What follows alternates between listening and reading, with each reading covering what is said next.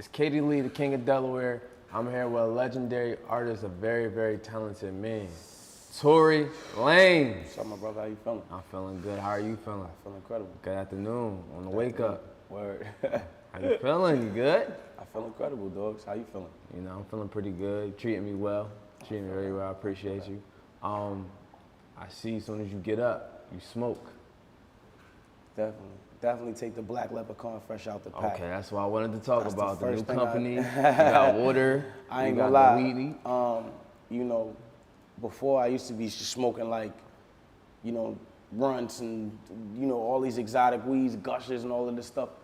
And like, it would kind of like make me really lazy throughout the day. Okay. And I would like the high that I would get, but I wouldn't be getting like the feeling of just, I can still keep working and this motivate me to keep going further. Okay. The thing about the Delta 8 and the black leprechaun shit is my shit is more cleaner.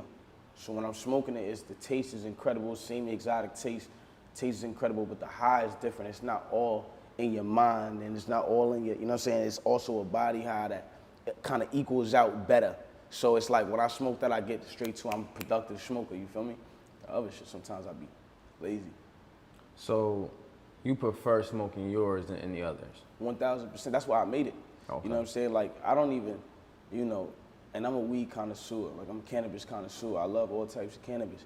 But at the same time, like, I've always, you know, smoked certain cannabis and I always kind of felt like, there's still something wrong here, or there's still something, or I'm still not getting that thing I want out of it. You know what I'm saying? So is it your own strain? Because I don't smoke. Me personally, I don't smoke. So nah, is it like your own it's strain? not my own strain. I have my own strains within the company. The thing is, Okay. Black Leprechaun is the cannabis company. Gotcha. It's not a strain of weed. You know what I'm saying? Black Leprechaun is the cannabis company. So basically, we specialize in Delta 8, which is extracted from hemp. So Okay, it's not like Delta 9, which is federally illegal. It's Delta 8, so it's legal. You can actually buy it. Like, you know what I'm saying? Like, what I'm smoking right now is Black Leprechaun. But the difference is, it's like our 3 strains. We have Red Leprechaun, we have 4-leaf umbrella, and then we have purple umbrella. My favorite one is the 4-leaf umbrella, 4-leaf rainbow. You know what I'm saying? What does it taste like? It tastes good. It's not like it tastes fucking good. Okay, like, you know what I'm gotcha. saying? Like, that's my thing. When I smoke weed, I've never been a dude who just buys the best, most exclusive weed just because they say it's the best. Like, the shit gotta taste good and get me high and get me good. You know what I'm saying? Get me in the creative space. You know what I'm saying? How long you been smoking for? I want to say since I was like 17. Okay, so for years. Yeah, like, for sure. It is, this ain't come during you rapping and everything. No. Well, I mean, when I started smoking, I was rapping regardless. I've been rapping since I was 11. Gotcha. You know what I'm saying? So, Gotcha. for sure. Okay, so got a project out, 2 projects, Loner, Yeah. and you know, The Playboy. capsules, the capsules, yeah. Let's talk about that. What made you put out 2 capsules? A lot of artists, you know, sometimes they combine. I'm gonna put out mad capsules this year. The whole point is for artists to understand, like, everything I do is within tastefulness and innovation.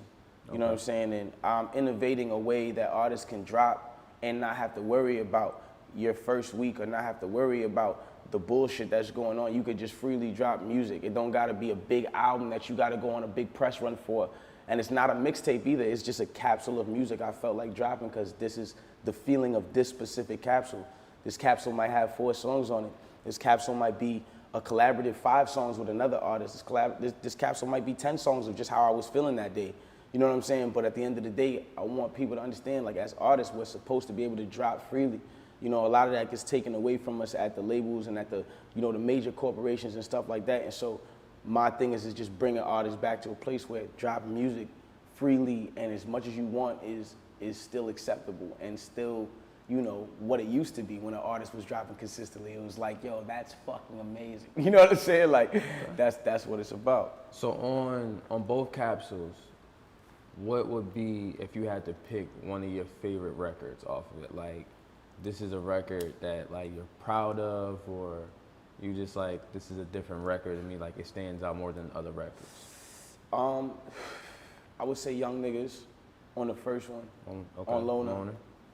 And then I would say Deceiving Eve for Playboy, just because those songs were like super in the moment, super in whatever I was dealing with. I remember in the thick of whatever I was going through is when I made Young Niggas, and in the thick of whatever I was going through is when I made, you know, the other record. So, Feels also is my favorite record from the album, though. I'm not gonna featuring lie. Chris Feels Brown. is- yeah, Right. that's why I made it the single. It was just the one that spoke to me the most, gave me that real R&B feel, that real like, I remember like this made me want to take my girl on a date, like, you know what I'm saying? Right. Like take her to some grown and sexy shit, like, so yeah, Feels probably actually, matter of fact, is probably my favorite one out of that side.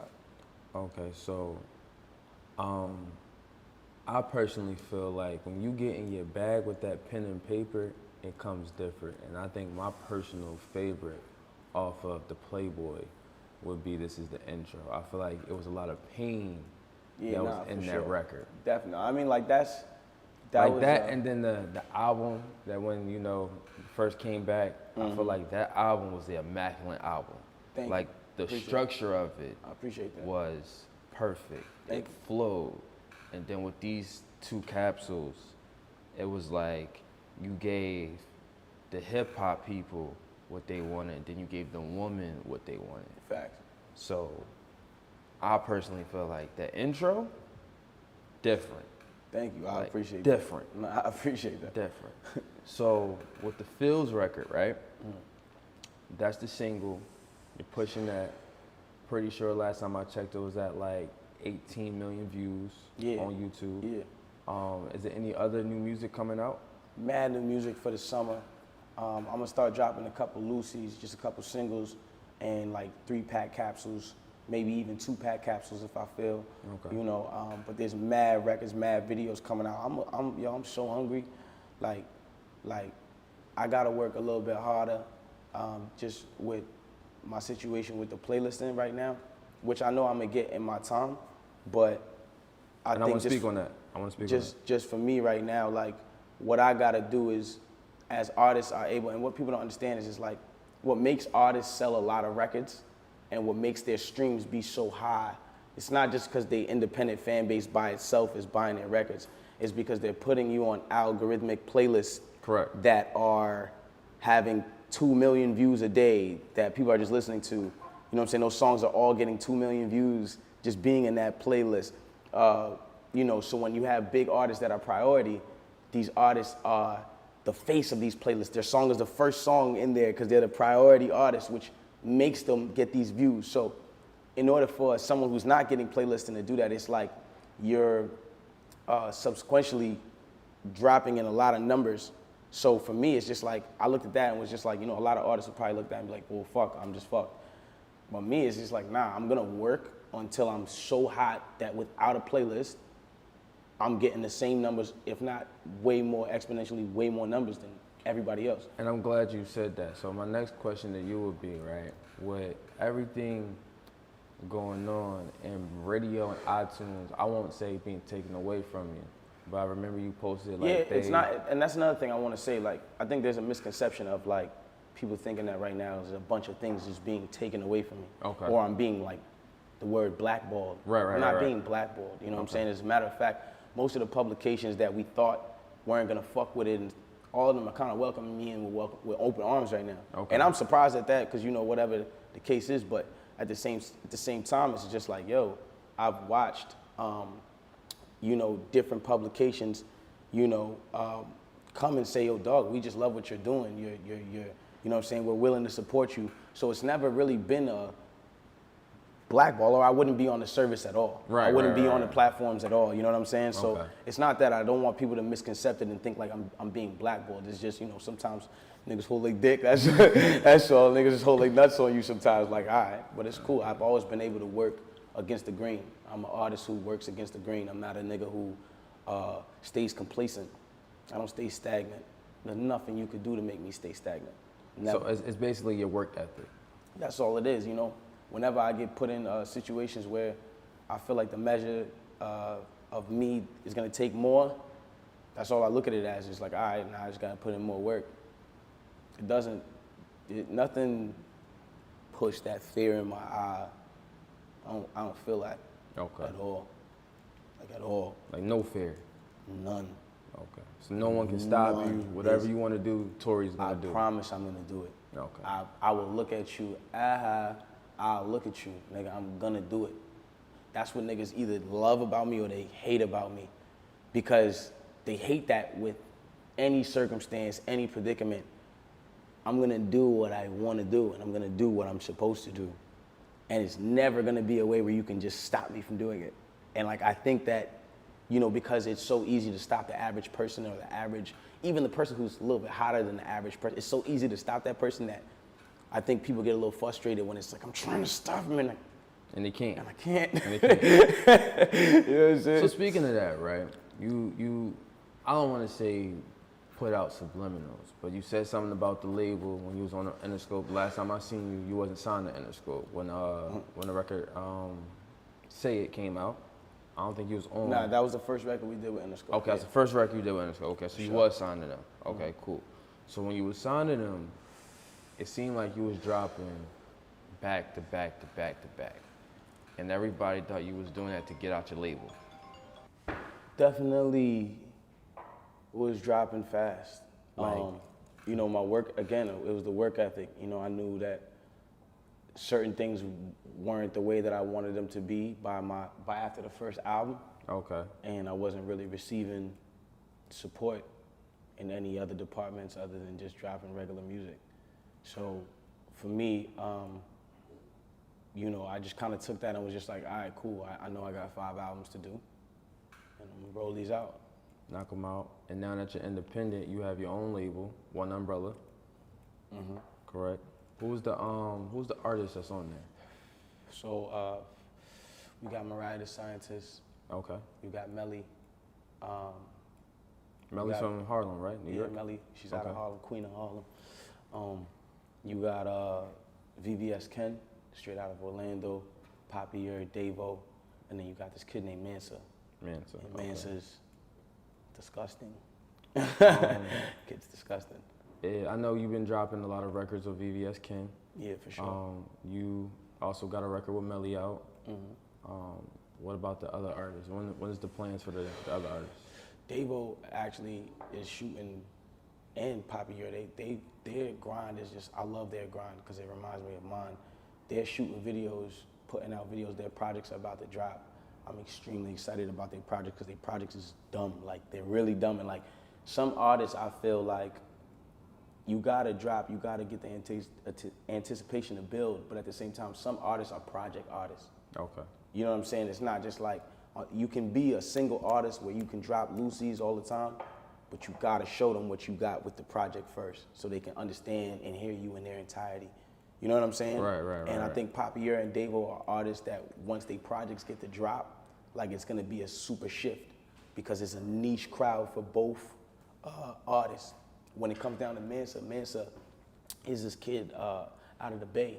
And, you know, for a long time I've been working on Mansa, like damn near like 3-4 years. He's like a Dr. Dre type nigga where it's just like, unless it's perfect, it's not going out. Got you. And I'm super proud of him. He just finished his project. I'm super proud of him, and I'm super excited because this year is the year I get to finally like roll him out properly. Like, and that kid is just dangerous, bro. He's a dangerous kid. Like when it comes down to music and it comes down to the way he writes and comes up with music and the way he produces his own beats, dangerous. You know what I'm saying? Very dangerous. Okay. Papier, also I want to touch on Papier as well. Papier, you know, he also produces beats, so he did a lot of my beats too. He did Broken a Minute, he did Jerry Sprunger, he did The Take. All of, you know, 3 records last year were viral, TikTok, and all kind of things like that. That's crazy. Yeah, so everyone's doing something. Everyone's doing something. Yeah. Okay. What makes you look for an artist or an artist stand out to you? I mean, I think it's consistency and quality. I think it's when you have the quality that's like, you know, your quality is still out the roof, and your consistency of having quality that keeps on competing with itself and keeps on going back and forth to try to be better than the last.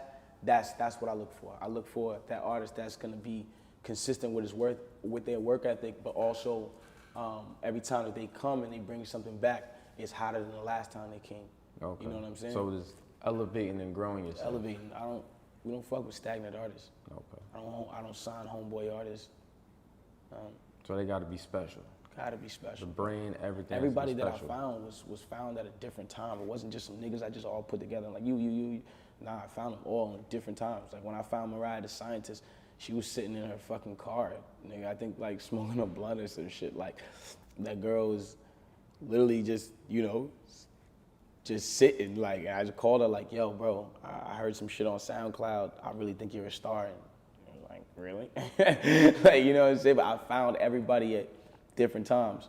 You know what I'm saying? And so like, even to just see everybody just verified now and certain things like that going on. Congratulations. It's just like, it's crazy because I saw all these people come from 0 followers, from nothing. You know what I'm saying? Like it took them up and really built them. And I think that, you know, a lot of labels, the problem with labels today is that there's not enough time nurturing the artist.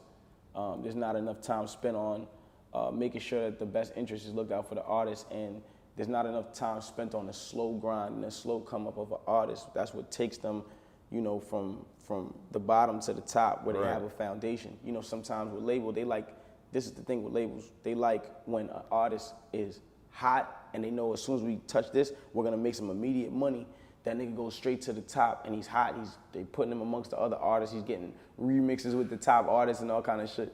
And then he don't have that second record or that third record, and there was no foundation built, so you fall. Right. You fall completely right back to 0 because you had no foundation. Gotcha. The artist with the slow grind, who it takes long, when he's going up, when she's going up, whoever the artist is, as they're going up, they're building a foundation.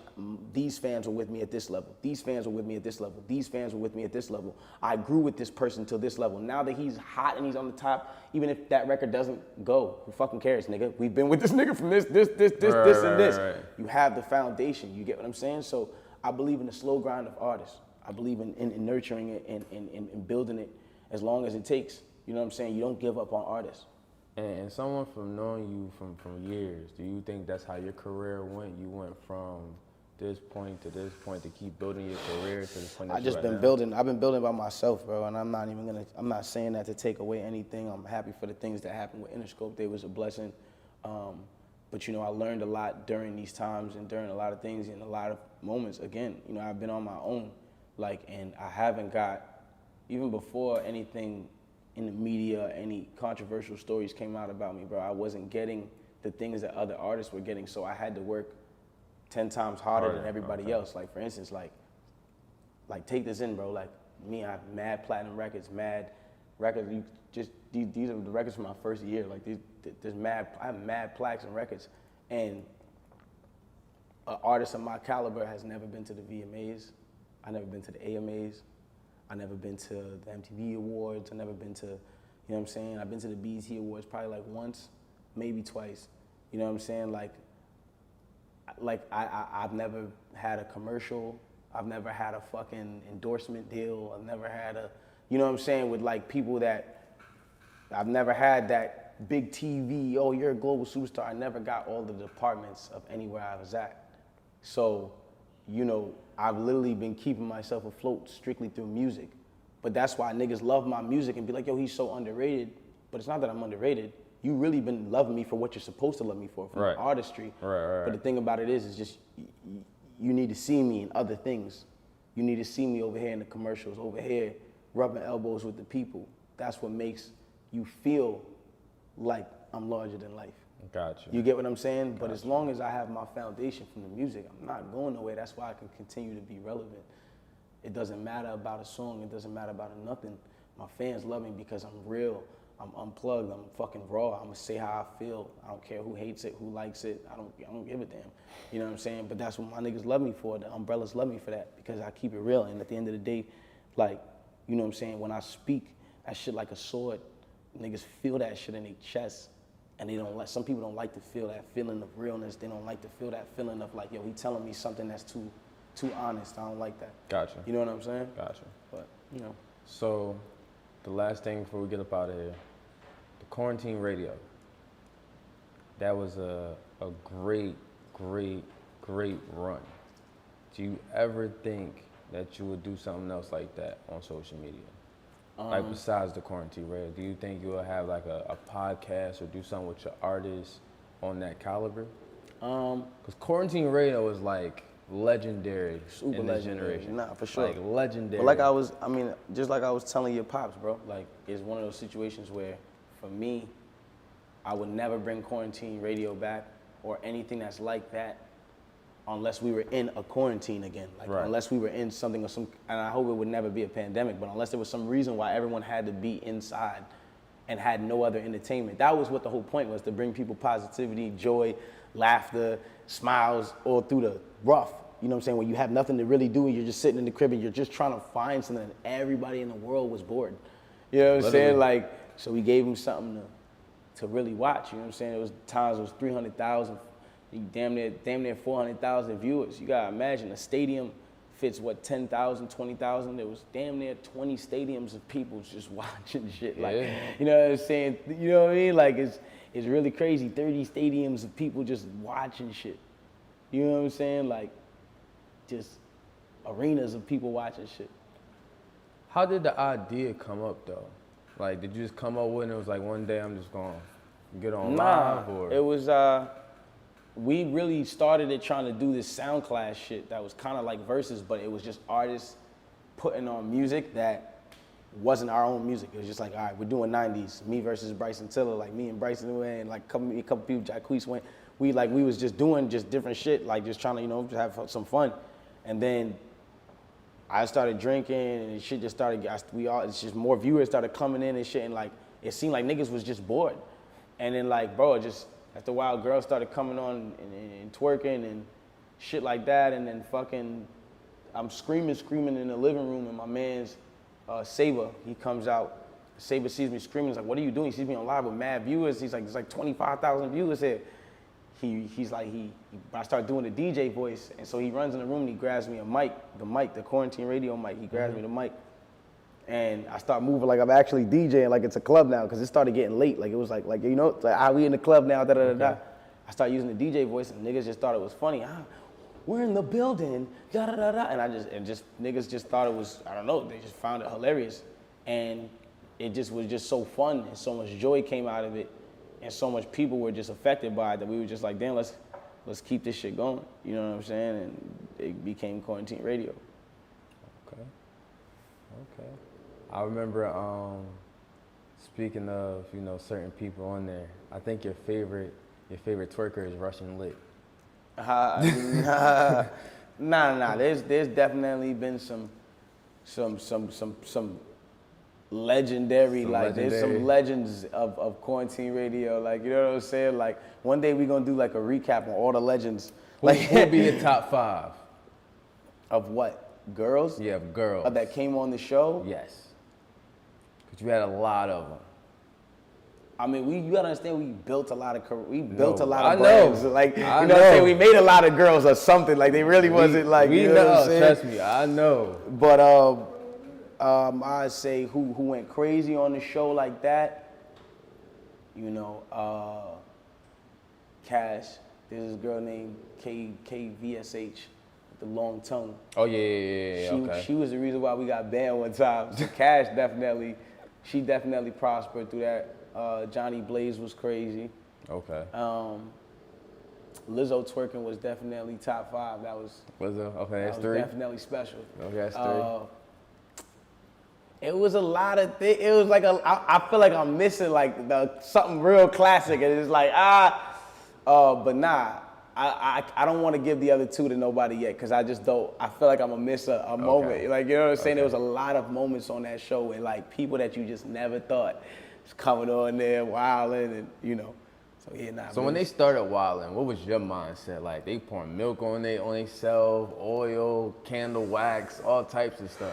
Shit just started getting crazy. Like, I was just like, yo, this show's just, you know, taking off, and like, you know what I'm saying? Like, for me, like, I'm like, yo, I'm lightweight a radio host right now, like, you know what I'm saying? Like, and so in my time, like, as I'm interviewing niggas in my mind, I'm adding it to a portfolio in my head. Like, I interviewed some of the hottest niggas that some radio niggas are never gonna get a chance to interview, because they're not even, the people that I was interviewing are not on the same, like, traffic of people that would come through a station. You get what I'm saying? Like, you gotta understand who was on the show. Like, it was Jamie Foxx, Snoop Dogg, Drake, Justin Bieber, Raven Simone, like, you know, it's DMX, like, it's just so many people that came on the show that's like, you're not gonna see these people all in the same, like, you know what I mean? And the thing is Right. that people even came on there and did. Like I was telling your pops, it's like it's so many classic moments, like, you know, T-Pain singing with no auto-tune, DMX getting on there and growling. Like, it's just certain things that just were just like, it's just too legendary, you know what I'm saying? Like, Charlie. Hey, Charlie over there knocked out. Snowing like a grown-ass man. Dog over there knocked out. Yeah, man. Okay, so I'm looking forward to the new music that you played me. Nah, for sure. I remember back in the day, you used to always send it to me. I'll Before it start come out, sending it again. before it come out, I need it, Tory. It's all good. I just been behind the shadows for a little bit, but I'm back. I'm gonna make sure you guys get the exclusive. And we appreciate you being For sure, back. bro. This is what we needed. We needed Tory to come back and be actual Tory. Nah, I'm here. The man. lyrical Good. Tory. We here. I got mad shit on the way. I'm gonna fuck this summer up, bro. I'm not taking no check from nobody. I'm not giving up for nobody. I'm not stopping. It's only gonna go crazier from here. And niggas gonna get sick of me. And I don't care. 'Cause I'm making money. I'm independent. Okay. Every time they get sick of me, I get some more money. Congratulations. Congratulations. Tory, I appreciate you. We're gonna wrap this All up. love, my G. Always love.